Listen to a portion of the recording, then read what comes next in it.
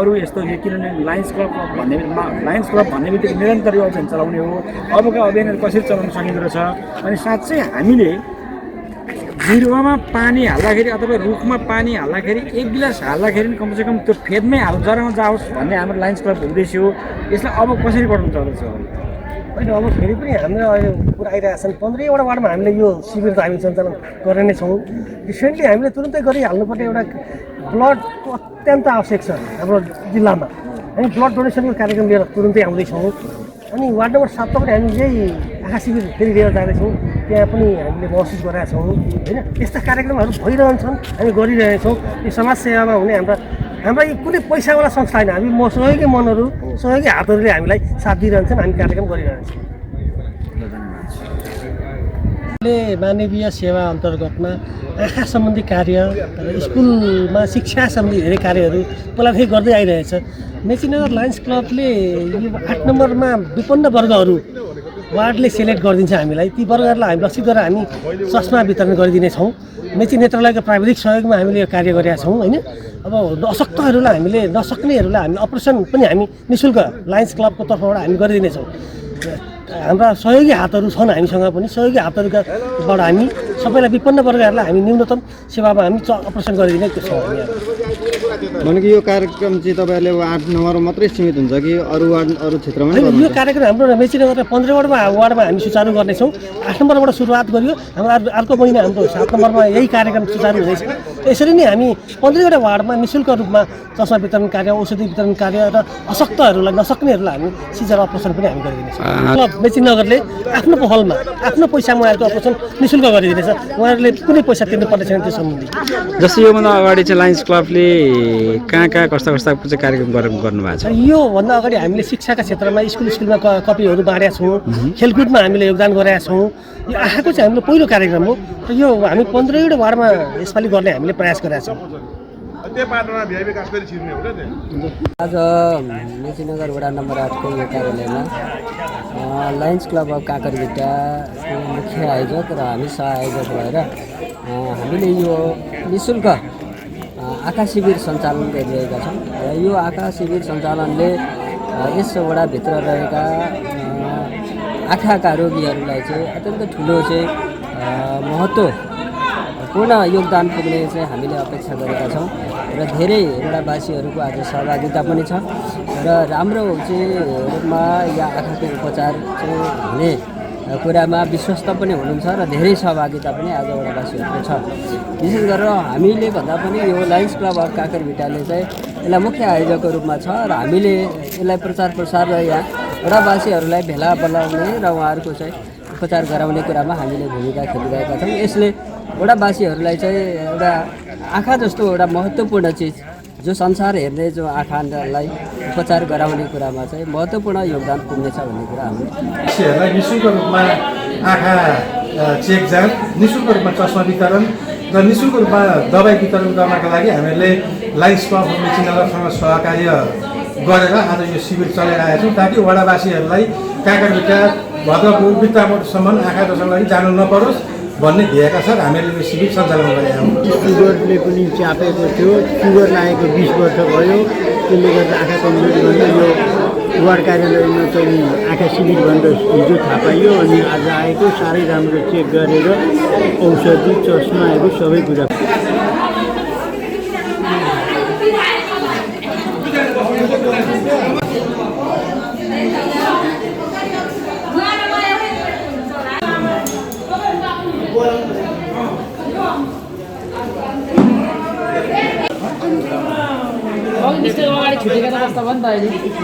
प्रतिनिधि हुनुहुन्छ होइन। अब यो आज चाहिँ एकदम भिड देखिरहेको छ। यो भिड के को लागि हो र तपाईँहरूले के गर्दै हुनुहुन्छ भन्ने त? हाम्रो वडा कार्यालयको हाम्रो नियमित कार्यक्रम अनुसार यो वडावासीहरूलाई निःशुल्क रूपमा आँखा चेक जाँच, निःशुल्क रूपमा चस्मा वितरण र निःशुल्क रूपमा दबाई वितरण गर्नका लागि हामीले लायन्स क्लब अफ मेचीनगरसँग सहकार्य गरेर आज यो शिविर चलाइरहेका छौँ ताकि वडावासीहरूलाई काँकरभिट्टा भद्रपुर बित्तामोडसम्म आँखा दर्शनको लागि जानु नपरोस् भन्ने ध्येयका साथ हामीले यो शिविर सञ्चालन गरेका छौँ। जस्तै वार्डले समन्वय गरेर कार्यक्रम गरिरहँदाखेरि यो कार्यक्रम चाहिँ कतिको प्रभावकारी भइरहेको छ होइन? वडावासीको सहभागिता कतिको रहेको छ? हामीहरूले 200 जति चाहिँ वडावासीहरू आउनुहुन्छ होला भनेको थियो। अहिले 3 घन्टामै 200 क्रस भइसक्नु भएको छ। लगभग 1000जना वडावासीहरूलाई चाहिँ हामीले आज सेवा पुर्याउने लक्ष्य रहेको छ।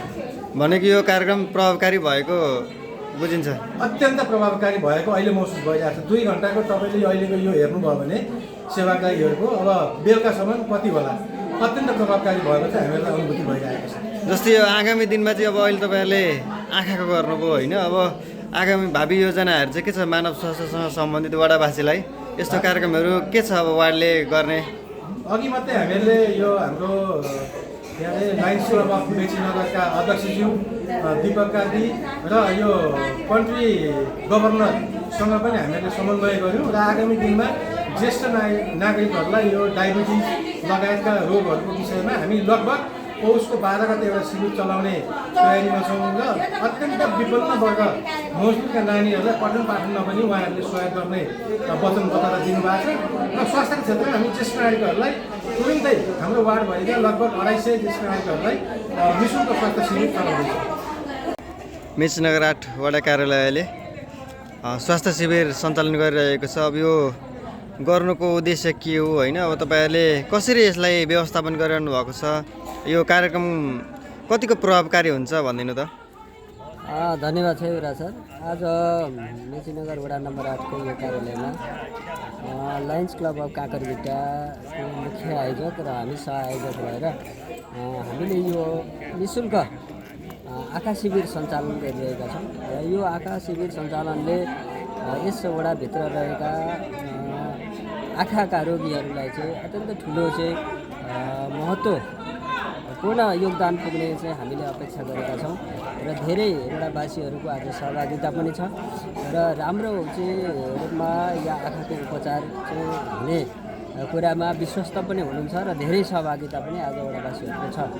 विशेष गरेर हामीले भन्दा पनि यो लायन्स क्लब अफ काँकरभिट्टाले चाहिँ यसलाई मुख्य आयोजकको रूपमा छ र हामीले यसलाई प्रचार प्रसार र यहाँ वडावासीहरूलाई भेला बोलाउने र उहाँहरूको चाहिँ उपचार गराउने कुरामा हामीले भूमिका खेलिरहेका छौँ। यसले वडावासीहरूलाई चाहिँ एउटा आँखा जस्तो एउटा महत्त्वपूर्ण चिज जो संसार हेर्ने जो आँखालाई उपचार गराउने कुरामा चाहिँ महत्त्वपूर्ण योगदान पुग्नेछ भन्ने कुरा हाम्रो अपेक्षा छ। जस्तै यस्तो कार्यक्रमहरू प्रभावकारी देखिन्छ भने होइन, वाडाले आगामी दिनमा चाहिँ के छ यस्तो मानव स्वास्थ्यसँग सम्बन्धित, अब यो त निःशुल्क छ, तपाईँहरूले जस्तै योपालि आँखाको गर्नुभयो भने अरू बेला अब अरू गर्ने योजना छ कि छैन?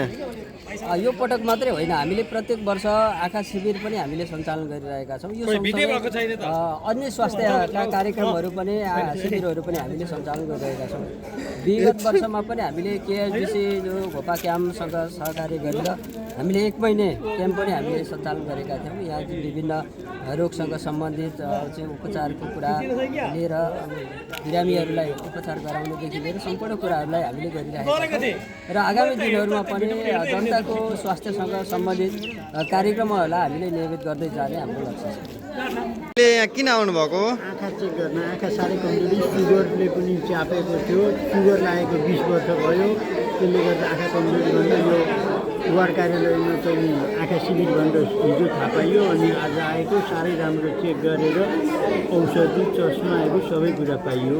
भनेपछि वार्डले गरेको सेवालाई चाहिँ राम्ररी उपभोग गर्नुभयो। तपाईँको राम्रो गरौँ, असक्तहरूलाई लाइनमा राखेर अलिकति नसक्नेलाई अगाडि नम्बरभन्दा पनि अलिकति हेरविचार गरेरै गऱ्यो। तपाईँको परिचय?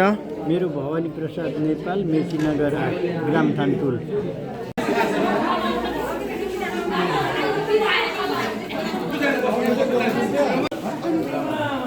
अगाडि छुटेको त कस्तो भयो नि त अहिले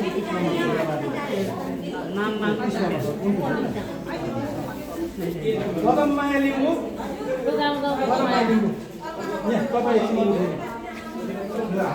तपाईँ बोलाएर कहाँ जानु भएको थियो? भात खानु पर्दैन हामी चाहिँ।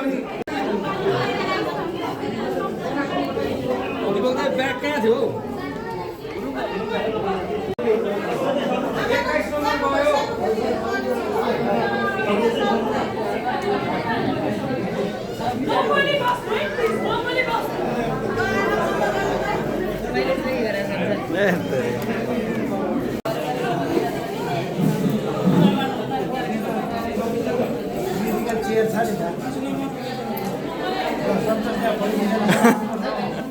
पाला आउन आँटो सरहरूको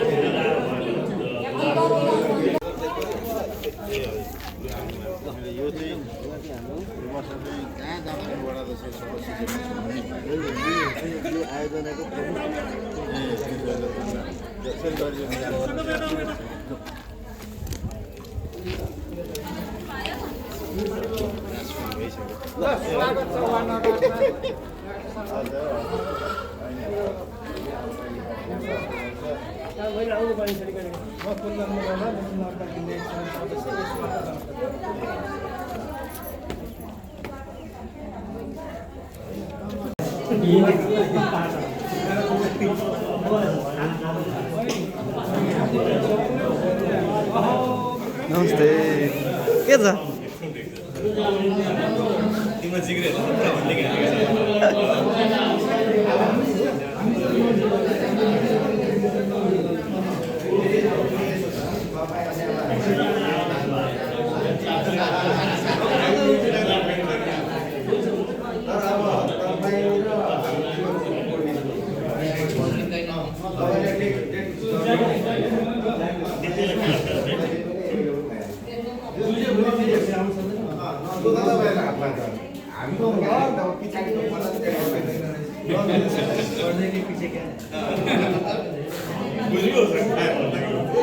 विक्रम दाई संयोजक हुन्छ विक्रम दाई दाल पऱ्यो भने अर्को हप्ता